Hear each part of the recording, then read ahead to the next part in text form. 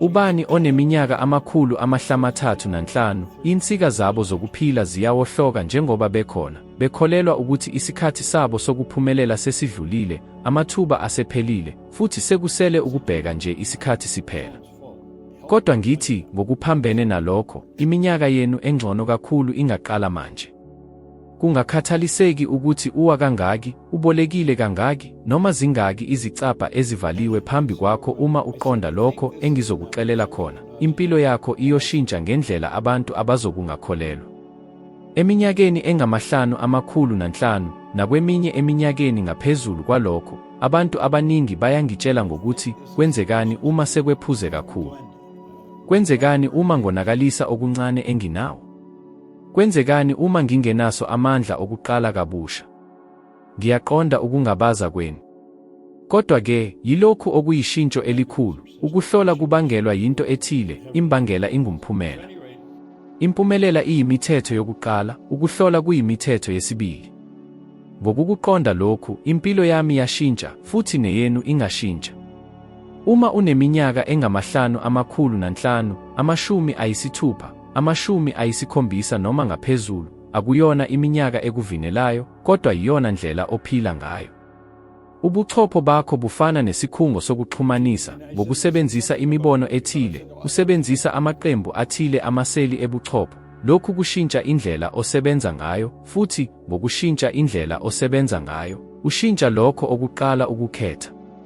Uzwile ukucindezeleka esiswini uma ucabanga ngemali? Lokhu kungumqondo wakho wokuthi ungumuntu onjani. Shintsha imicabango yakho, futhi umuzwa ushintshe, shintsha umuzwa, futhi iqiniso lakho lizoshintsha. Ake sibone iqiniso, lokho okwenza izimpumelelo zakho zihle kakhulu ngemva kweminyaka engama5,500 iqonda lakho lomhlaba, uhlelo olulotshwe engqondweni yakho engqondweni olulawula izenzo zakho, imikhuba yakho, imali yakho, impilo yakho nobudlelwane bakho. Futhi ingqondo engqondweni, ngokungafani nengqondo ebonakalayo, ayikuphikisi lutho, iyamukela konke okukufake ngomzwelo, kufaka phakathi izindaba zokuthi sekwephuze, ukuphumula kuphela ukuphila, imali ayinakho. Ngakho-ke, isinyathelo sokuqala akusona ukusebenza kakhulu, ukuhlela kabusha. Manje, qaphela impilo yakho, kangaki uphumule uzama ngoba awazi ukuthi ungenza kanjani. Iqiniso lithi awudingi ukwazi ukuzenza kanjani ekuqaleni. Udinga ukulalela lokho okukufunayo, umphumela wokuthi ungumuntu onjani, futhi ugcine lesi simo kuze kuvele indlela. Ngiyifundisa lokhu 10 eminyaka ngesigwebo esingase usiluzwe, qondana nomphumela ofunayo, futhi uzobe ungumuntu olukhulu. Lapho ngigxile kuleyo ndaba, ngibonile iprojekthi ngemuva kweprojekthi iqeda. Ufuna isibonelo esiqinile sokuhlangenwe nakho kwami, okuvame ukumangaza.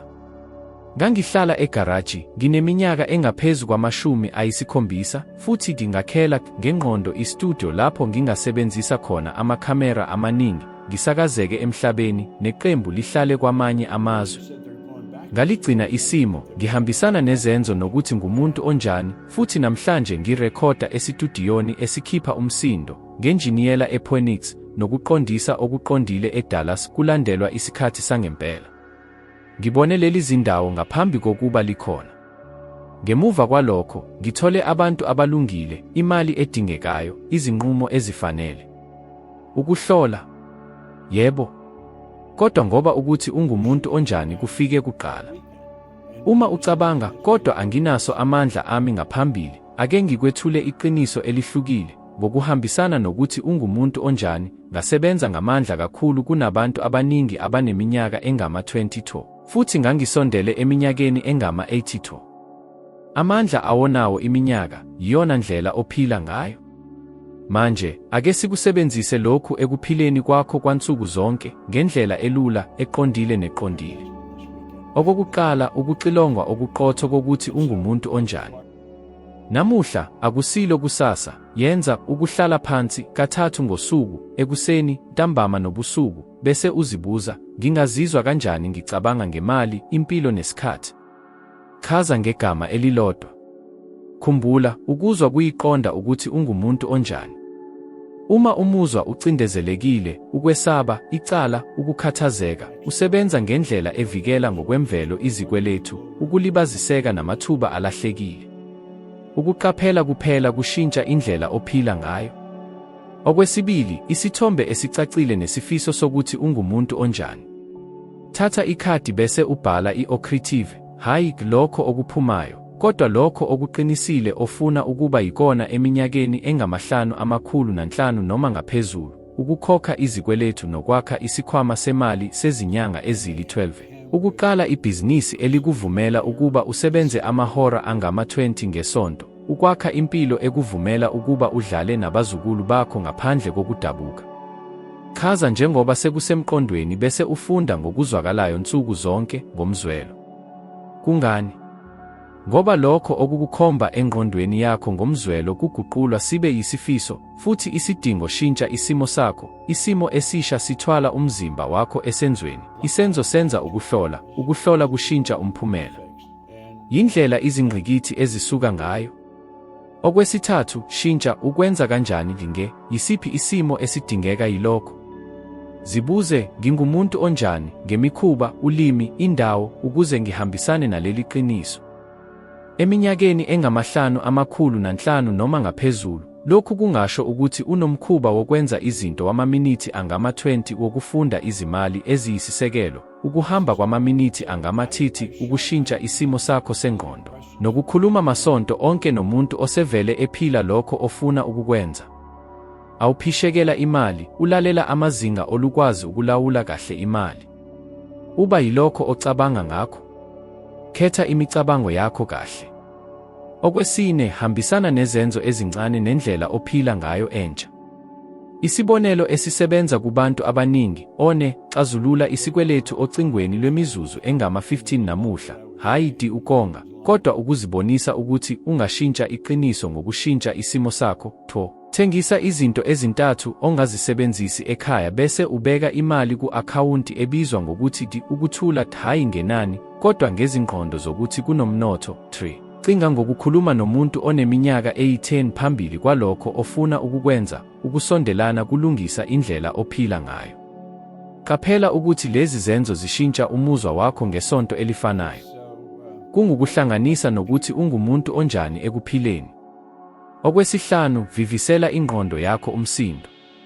Ingqondo ebonakalayo ingamukela noma ingaphikisi umbono. Izindaba ezimbi kuthelevishini, ingxoxo engathandeki emndenini, izihloko mayelana nokulinganiselwa awuyona ukuba uthathe lokho. Phula lokho okungakusebenzi futhi ukhule lokho okukusebenzelayo. Ukufunda kwamaminithi 10 nsuku zonke ngokuchuma okunengqondo, ukubukwa kwekhadi lakho, nokuqopha ubufakazi obukhulu bentuthuko. Uyenza ingqondo yakho ihlale iqaphele ukuthi kukhona amathuba. Okwesithupha, sebenzisa amandla akho aphezulu ukucabanga ukuqamba, ukufuna ukuqhubeka, ukuzwa ukuqonda. Eminyakeni engama-500 noma ngaphezulu, ukuqonda kuba bukhali kakhulu ngoba uneminyaka eminingi ephilayo. Umbuzo ofanele ekuthuleni nini olufanele uletha isenzo esilandelayo esifanele. Thembela kulokhu, yindlela uvela ngayo. Kepha yiziphi izifundo? Lokho engikufundisayo 10 eminyaka kuvumelana nalokho izazi zezengqondo zamanje ezikuhlanganisa. Imizwelo emihle ikhulisa izingqikithi zezenzo futhi ilungisa izinqumo. Ukugxila okuqhubekayo kuqamba imikhuba. Indawo kanye nendaba yenza ukuziphatha kwemali. Ngamangaza, uma ushintsha isimo sakho sangaphakathi, ushintsha izinqumo zakho, futhi izinqumo zishintsha ubufakazi bakho oqinisa isimo esisha. Kuyisikhathi esihle. Uma ukwehluka komkhuba kusiza, ake sikwenze manje. Vala amehlo akho imizuzwana emihlanu bese uzibona, eminyakeni engama-500 noma ngaphezulu, nge-akhawunti ukuthula egcwele, uphefumula kalula, uyahleka ngokukhululeka. Uvula isithombe bese uthuthumela kilokho. Zizwe lokhu kukhululeka emzimbeni wakho. Lo muzwa yiyona ndlela ophila ngayo. Kukhona lapho uqala khona. Inselelo yokusebenza 505 ngamasonto ayi-7 ezinsukwini eziyi-7 ezizayo. Ungakhulumi ngokuthi kuntuleka ngisho nangokuhlekisa. Njalo lapho ucabanga ngezikweletu, ukuphumula noma ukwesaba, yima ngezinyathelo ezintathu. One, ukuheha okukhulu kwemizuzwana engama-60. 2, ukufunda kabusha i-ocretive yakho ngokuzwakalayo. 3, isenzo esincane semizuzu 5 kuya kwe-15 ehlobene nenhloso yakho, ukuhamba, ukufunda, isaziso, ukuhamba. Bhala imigqa 2 ngosuku. Ngazizwa kanjani ngaphambi ngemuva? Ekugcineni, ngeke ube linehlombe, uzoba nobufakazi bokuthi lowo oshintsha indlela ophila ngayo ushintsha umdlalo. Abanye bayayithanda isibonelo sabantu abadumile. Ngikhumbula umlingisi obhalele yena ikhadi lezigidi eziyi-10 zamarandi ngaphambi kokuba alithole, walihudulela esihogweni futhi waphila njengoba ithuba selisikhona. Lokhu kuyindlela ophila ngayo esebenzayo. Isithombe esicacile, umzwelo, ukuzinikela nesenzo esifanele, ngokuqondile lokho engikucela ukuba ukwenze eminyakeni engama-5,000 noma ngaphezulu. Uma ufike lapha, uyazi ngokwanele ukuqala namuhla. Gcina isithombe, lungisa indlela ophila ngayo, hambisana nesenzo. Okuzokwenzeka, abantu, izinto, isikhathi, kuzophendula indlela ophila ngayo. Kwakwenza njalo? Ngemuva kweminyaka engama-5,000, ngibona abantu abaningi benza iphutha elifanayo, ukuphila ngezinhloso ezincane. Bajabulela ukufisa ukuphepha okwengeziwe, imoto enhle kakhulu, uhambo olufushane, ukukhushulwa okuqaphela kuphela konke okufanayo. Kodwa ake ngikutshele okuthile okungakucindezela, izincomo ezincane azivuli amandla angaphakathi. Azikwazi ukukhipha okungcono kakhulu. Okukhulu zikugcina endaweni efanayo, ziphila ngokunethezeka, kodwa azikhuli. Kukhona umehluko phakathi kokufuna okuthile nokubekela umgomo oqinisile. Ukufuna imoto entsha, isibonelo, akuyona inhloso. Uma usuke wathenga izimoto ngaphambili, usuyazi indlela, usuyazi ukuthi ungenza kanjani. Lokhu ngeke kukukhiphe inselelo, ngeke kukhulule ingqondo yakho noma uqonda lwakho. Inhloso eqinisile yilokho ongazi ukuthi ungakufinyelela kanjani. Kukhona lapho uzibona khona esihogweni, eminyakeni engama-5,000, bese unquma, ngingenza okuthile okukhulu, ngisho noma ngingaqondi ukuthi ngingakwenza kanjani. Kukhona lapho umlingo uqala khona.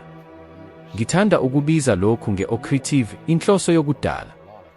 Iyathena i-realizable, okuyinto oyazi ukuthi ungayenza kanjani, ne-opposible, okuyinto okholelwa ukuthi ungayenza ngomzamo. I-ocretive ihlukile, awuqondi ukuthi uzothola kanjani lapho, kodwa uzizwa, ekujuleni kwempilo yakho, ukuthi uzokwenza. Kwakunjalo nama-orate abafowethu, abagqamile ukubalekela lapho akekho owayekholelwa. Kwakunjalo noRoger Bannister, owaphula umkhawulo wemizuzu 4 emgwaqeni, lapho odokotela bethi umzimba womuntu awusoze wambamba. Okumangalisayo. Ngemuva kokuba esuke enze lokhu, abanye nabo bakwenza. Lokhu kubonisa ukuthi akuyona imingcele yomzimba eyawile, kodwa yimikhawulo yengqondo. Futhi yilapho ngifuna ukukhuthaza khona. Ngemuva kweminyaka engama-5,000, usuke wabona ukuthi kulula kangakanani ukuqala ukuphila kuncane. Kangaki uthi kuwe, manje ngifuna ukuzola, noma angisasoze ngaphupha okukhulu kangaka. Leyo yiyona giya. Ngoba ekujuleni, lokho okwenza impilo ibe neqondo ukuphupha okukhulu. Ukufuna lokho okusheshayo inhliziyo yakho, lokho okubonakala kungenakwenzeka kuwe namuhla. Ngibukele lokhu kwenzeka eduze. Umalume wami, isibonelo, wayeseseyiminyaka engaphezu kwama-50 lapho kwaba nethuba lokuthola inkampani encane yemishini yokuphepha. Wayengazi ukuthi uzokwenza. Wayesevele esebenze impilo yakhe yonke kwabanye, wayesaba ukugwema, wayesaba ukulahlekelwa yindlu. Kodwa yena nodadewethu bafaka wonke amaphesenti ebhizinisini. Lokho okwakubonakala kuyisihlwele ngaleyo minyaka kushintshile saba umbuso osekugcina abantwana nabazukulu. Lokhu belingeke kwenzeke uma behlala bezincomo ezincane. Futhi yilokho engifuna ukubonisa khona. Ngemuva kweminyaka engama-5,000, awudingi ukunciphisa amaphupho, kodwa ukhule. Futhi uyazi ukuthi kungani. Ngoba ukhule iminyaka eminingi yokuhlangenwe nakho, amaphutha, impumelelo, ukuhlakanipha oluqoqo. Lokhu kuyinsika abasebancane abambalwa abanayo. Manje nje lapho ungqongqoshela okuthile okubonakala kungenakwenzeka futhi umangale ngisho nawe. Cabanga ngalokhu, iyiphi iphupho olikugcinile ngoba ucabanga ukuthi asikho isikhathi? Mhlawumbe ukuvula ibhizinisi lakho, ukuya kwelinye idolobha, ukufunda okuthile okusha, noma ukushintsha isimo sakho sezimali. Leyo yiyona migomo eqinile ezoqhuma amandla ongacabangi ukuthi usawanawo. Isayensi iyaqinisekisa lokhu, lapho sinezinhloso ezinkulu, ingqondo yethu iqhuba izindawo zokudala, umzimba wethu ukhulula amandla, futhi ngisho nempilo yethu iphendula kangcono. Abantu abanemigomo emikhulu baphila isikhathi eside, banengcindezi encane futhi bakha uqina olukhulu. Ngamanye amazwi, ukuphupha okukhulu ngemuva kweminyaka engama-5,000 akusona ukukhetha komzwelo kuphela, kuyindlela yokuphila nokuqina. Ngakho-ke, ngikubuza ngokuqondile, ngibheka emehlweni akho, uma bekungeke kube khona imikhawulo yeminyaka, imali noma izimo, yini obungathanda ngempela ukuyifeza namuhla? Gcina le mpendulo, ngoba leyo yiyona nhloso yakho. Leyo yiphupho elifanele liphume ekhabhinethi. Futhi ungakhathazeki ngokuthi ungenza kanjani. Ukuthi ungenza kanjani akuveli ngaphambi, kuvela endleleni. Kuqala inhlangano, bese kuba isenzo, bese kuba amathuba. Yindlela umthetho wokuhlola osebenza ngayo, awukutsheli lokho ofuna ukukwenza ngokuyinye, ukutshela lokho ofuna ukukwenza ngamandla, ngomzwelo, ngokholo. Ngemuva kweminyaka engama-5,000, ungamukeli ukuphila ngezincomo ezincane. Zinike ithuba lokuphupha futhi, ukuvuzwa yilokho okufunayo esikhathini esizayo esikhulu kangangokuba kuba yingozi. Ngoba yilokho kuphela okuzokunika amandla, ukugxila nokuqina eminyakeni ezayo. Futhi okuningi, lapho uthatha isinqumo sokuphupha okukhulu, ukhumbuza abantu abakuzungezile, abantwana, abazukulu, abangane, ukuba bangayeki masinyane. Manje sekuyisikhathi sakho. Khetha okuthile okukhulu kangangokuba kukwenze uqonde uma ucabanga ngakho. Ngisho noma kubonakala kungafanele, ngisho nokungakwazi. Kukhona lapho impilo eqinile ikhona. Eminyakeni engama-5,000, abantu abaningi bahlala belokhu becabanga okufanayo. Kwenzekani uma sekwephuze kakhulu? Kwenzekani uma ngingasenaso isikhathi sokuqeda konke engangiphupha ngakho? Ngiye ngizwe lo mbuzo izikhathi eziningi kunezingi engingazibala. Kodwa ngifuna ucabange, sekwephuze kakhulu ngani? Ukufunda, ukuqamba, ukuchuma, ukujabula. Okukuphela kwento engaba sekwephuze kakhulu ukuba uqonde wena ukuyeka. Ngikhumbula lapho ngiyeka khona eToronto Fire Department. Ngangingeyena umuntu osemncane ophila impilo enhle. Nganginezikweletu, ukungabaza, nempilo ebonakala iqhubeka ngokufanayo.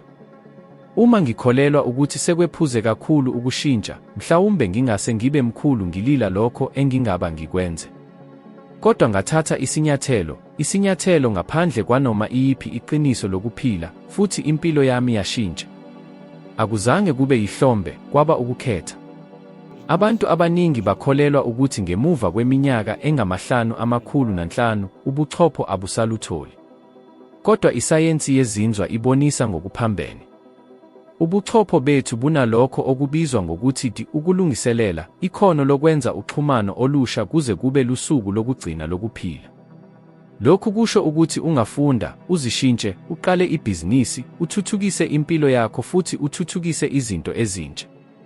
Lowo othi akusekho usaphinda iqonda elidala, ukukholelwa okungalokothi kube yiqiniso. Ngiyazi izindaba zabantu abatholakale impumelelo ngemva kweminyaka engama-60. UColonel Sanders, isibonelo, waqala inkampani yenkukhu edumile emhlabeni lapho wayeseyiminyaka eminingi. Cabanga uma wayekholelwa ukuthi akusasekho isikhathi.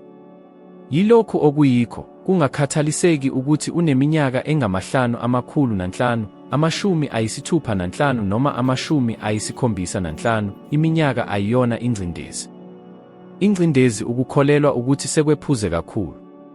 Yima ucabange, Kangaki uphumule uzama okuthile ngoba kuphela ingqondo yakho ikutshela lo mcabango wokuthi asikho isikhathi? Zingaki izinto ozibeke eceleni, zingaki izinhloso ongazange uqale, zingaki izinhloso oziyeke? Futhi konke lokhu kukhiyiwe kuphela ekuqageleni. Iqiniso lithi isikhathi sizodlula noma kunjalo. Umbuzo uthi, uzokuvumela ukuba luqhubeke kuphela ukuphila, noma uzosebenzisa yonke iminyaka entsha njengethuba lokuqala kabusha? Bese ubone, angithi ukuba uqale kabusha kulula. Ukuqala kabusha kudinga isibindi. Kudinga ukubhekana nokwesaba ukwehluleka. Kudinga ukwamukela ukuthi mhlawumbe usuchithe iminyaka ukhulumisana namaqiniso ngawe. Kodwa yini embi kakhulu, ukugwema futhi ubone ukuthi kukhona iqiniso lemibono, noma ungagweme futhi uphuphe kwenzekani? Ngikhumbula ngithathe isinqumo esabonakala siwuyisihlwele kubo bonke abangizungezile. Abantu bathi, awusemncane, kungani uyeka umsebenzi ozinzile? Kungani ugwema? Kodwa ngangingazi, ngaphakathi kimi, ukuthi uma ngihlala kuleyo ndawo, ngingase ngibe mkhulu ngikhungathekile, ngigcwele ukuzisola. Futhi lapho ngibheka esikhathini esizayo, ngabona ukuthi ingozi eqinile ukungazami.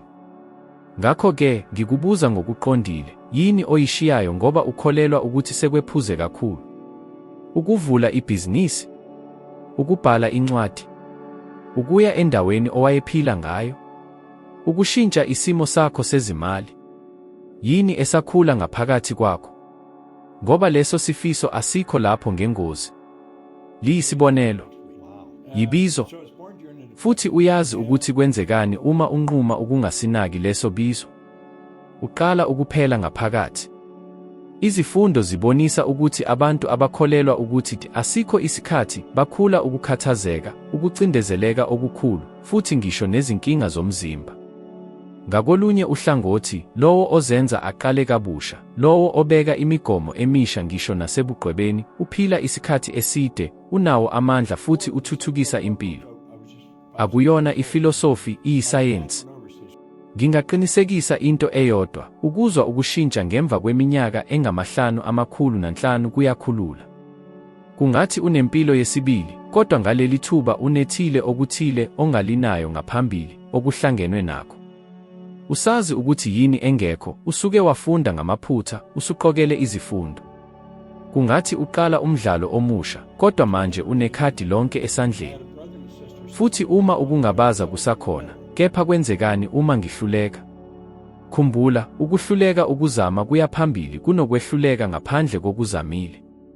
Ukuhluleka okuqinisile akusona ukuwa, kungukungaze uvuke. Impilo ayihawukeli lowo ongakaze enze iphutha, impilo ihawukeli lowo oqhubeka. Ngakho-ke, eminyakeni engama500, 60 noma 70, umbuzo ofanele akusona ukuthi ingabe kusekhona isikhathi. Umbuzo ofanele uthi, ngingenza ukuthini ngesikhathi engisinayo manje? Yilokhu kukhetho oluqhuba konke. Ngoba, ekugcineni, akuyona iminyaka ebeka imikhawulo yakho, kuyindlela yakho yokukholelwa ukuthi njalo kukhona isikhathi sokuqala kabusha.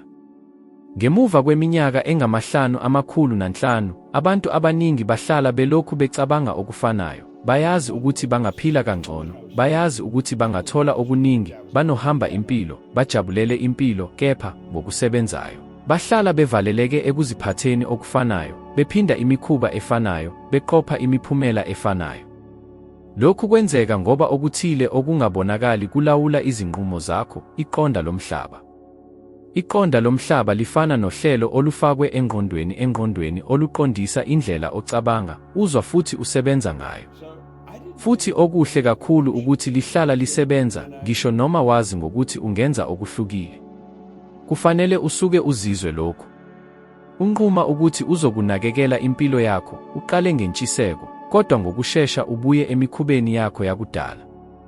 Utsheja ukuthi uzohlela izimali zakho, kepha ngaphandle kokuqaphela, uqhubeka uchitha okungaphezu kwalokho okufanele. Ufuna ukugwema okuthile okusha, kepha uhlale ubuya endleleni oyaziyo. Lokhu akusona ukushoda kwamandla. Lokhu yiqonda lomhlaba esebenzayo. Ingqondo yakho engqondweni ayiqondi iqiniso nokucabanga, iyamukela njengeqiniso konke okukuphula ngomzwelo nokuphindaphinda. Ngakho-ke, ukukholelwa okuphikiswe amashumi eminyaka kuguqulwa sibe yimiyalo ebusa impilo yakho. Ngikubonile lokhu ngokukhulu. Lapho ngiqala ukuthola imali yangempela, mina ngokwami ngangingaqondi ukuthi kwenzekani. Ngikhulile ngikholelwa ukuthi ngidinga ukuhlakanipha kakhulu, ukufunda, ukuze ngithole ingcebo. Ngangingenalutho kwalokho. Futhi noma kunjalo, ngiqale ukukhula. Uyazi ukuthi kungani? Ngoba, ngaphandle kokuqaphela, ngangishintsha iqonda lami lomhlaba. Lapho ngihlubuka ekutadisheni, ngiqale ukuphila ngemicabango ehlukile. Futhi umzimba wami, indlela ophila ngayo nezenzo zami zaqala ukubonisa lelo hlelo elisha. Manje, cabanga nami, eminyakeni engama500. Zingaki izindawo okufanele zibhekwe emzimbeni wakho? Kangaki uzwe ukuthi imali inzima, ukuthi asikho isikhathi, ukuthi sekwedlule iminyaka?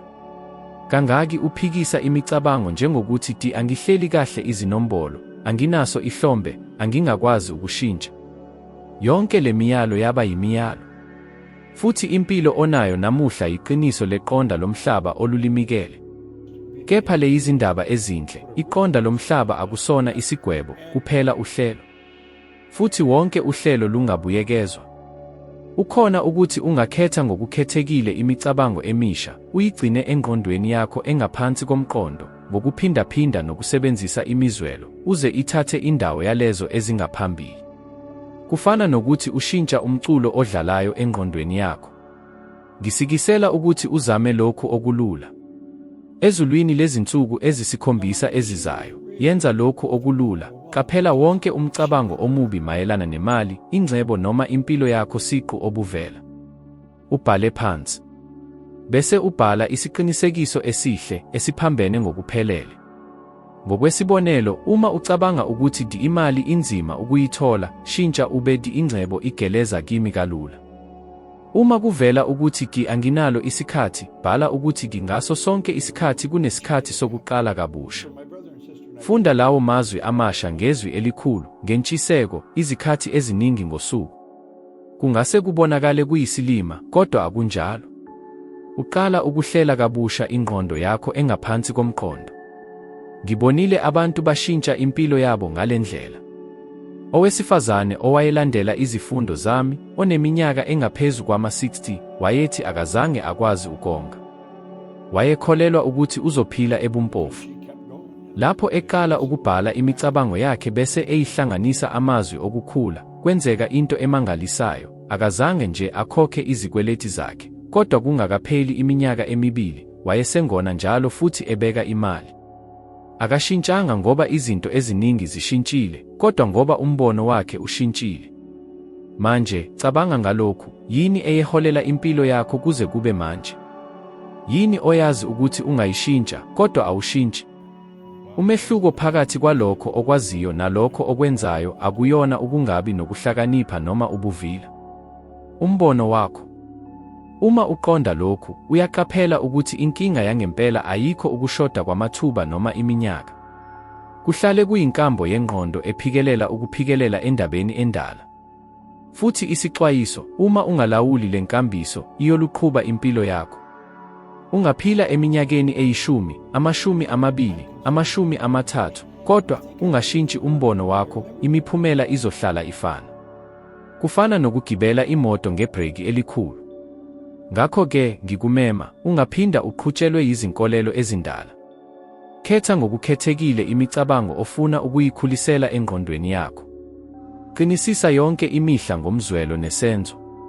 Eminyakeni engama-50 noma ngaphezulu, unekhono lokuqonda izindlela ezikubopha bese uziqeda ekugcineni. Akunandaba ukuthi umbono uhlale isikhathi esingakanani. Uyaqhubeka nje ngoba uyawondla. Uma uyeka ukuwondla bese uqala ukondla imicabango emisha, ushintsho alukugugi. Umphumela ukuba ngumklami wengqondo yakho. Uma wenza lokhu, kungakhathaliseki iminyaka yakho, uzophila njengokungathi utholile impilo entsha. Lapho ngicabanga ngabantu abaneminyaka engama-55 noma ngaphezulu, ngikhumbula ukuthi abaningi bafika kuleli zinga bekholelwa ukuthi akunangqondo ukufuna okuthile okukhulu. Futhi lapho kuhlala ubufakazi obubonakalayo bokuthi umthetho wokukhangisa awunamandla, kumele nje uqonde ukuthi konke kuqala ngombono ocacile.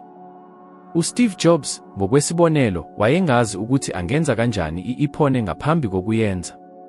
Wagcina nje isithombe esicacile engqondweni yakhe.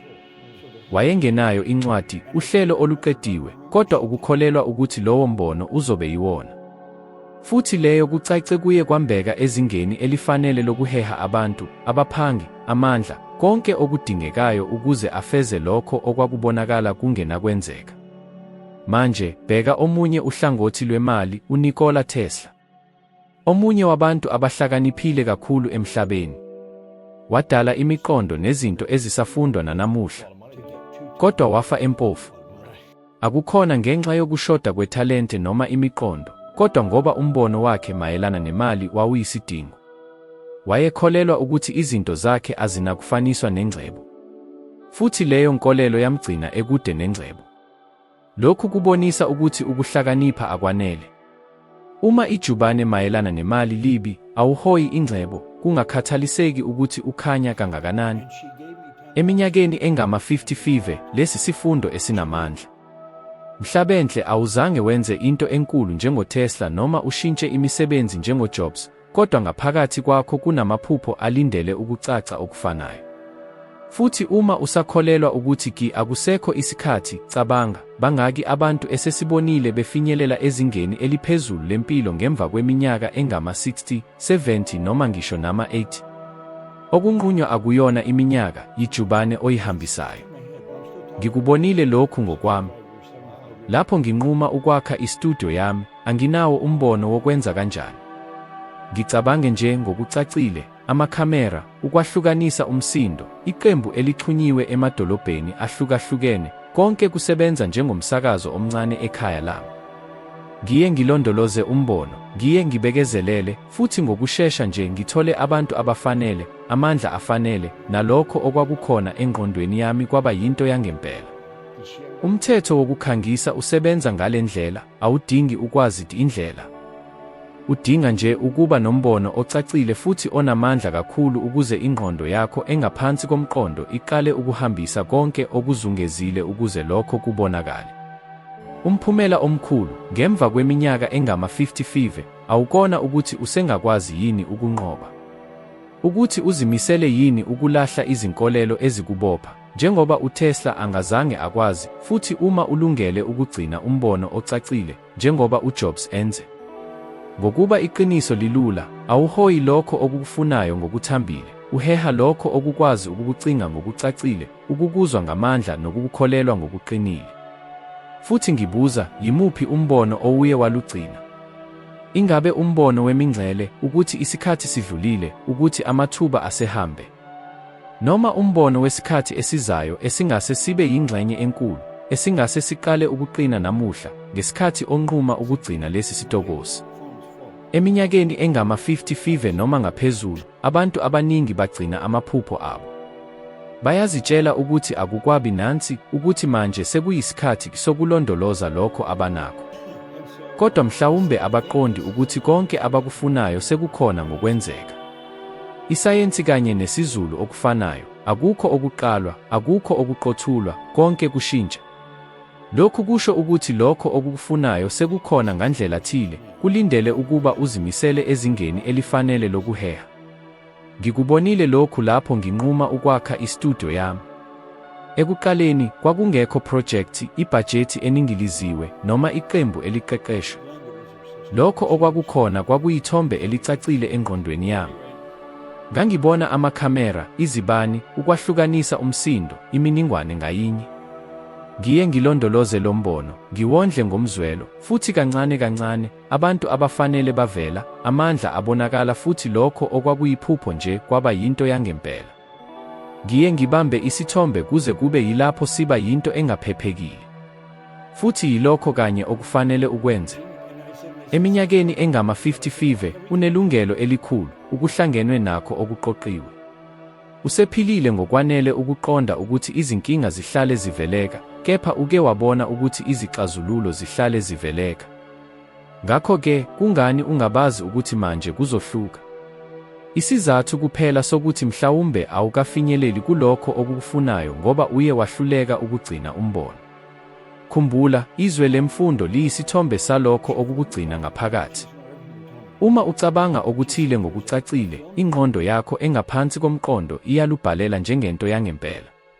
Futhi ingqondo engaphansi komqondo ayiqondi ukuthi kwenzeke yini noma kusemncwadini nje.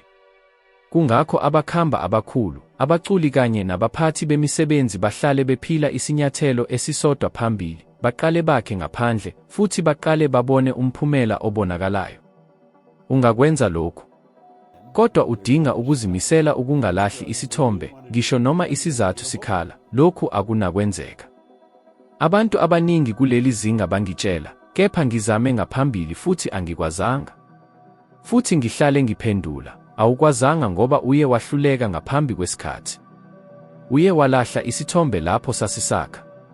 Kufana nokutshala imbewu bese uyikhipha ephusheni yonke imihla ukubona uma isikhule.